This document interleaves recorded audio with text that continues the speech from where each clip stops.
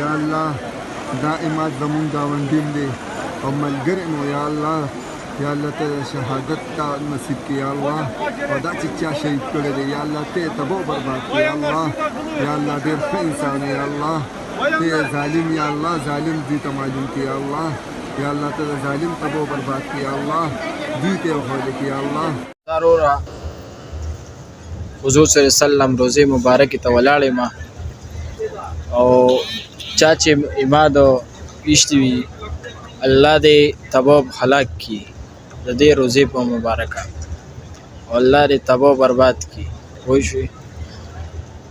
او خدای دې داسې غرق کړي چې څنګه ابو جهل غرق شو پوه شوې الله دې داسې غرق کړي الله دې د رزق د رقم نه لګي دې روزې په مبارکه حضور صلی الله علیه وسلم روزې مبارکې ته ولاړې ما او الله دې غرق کړي یا رب ذوالجلال چا چې اماد قتل کړی وي ته د خانه کعبې او د دې روژې مبارکې میاشت په خاطر تباه و برباد او هلاک کړي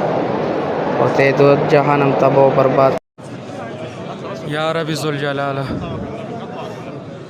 ستا د حبیب روزه کې مخامخ ورته ولاړم یا رب ذوالجلاله اماد سره چې دا دومره لوی ظلم چا کړي کریمه خدایه ته یې تباه و برباد کړي ته د قوم لوټ شان تباه کړي یا الله ته د قوم سمود شان تباه کړي یا الله د فرعون شان یې غرق او تباه کړي خدایه د اختر مبارک ورځ ده په ټولو په خوشحالۍ تېره کړو زموږ خاندان په غم تېره کړه خدایه زموږ له د زړه صبر راکړې او هغه ظالمان هلاک کړي تباه کړي برباده کړي یا رب ذوالجلاله ته ترې زموږ بدله واخلې او ته یې برباد کړې خدایه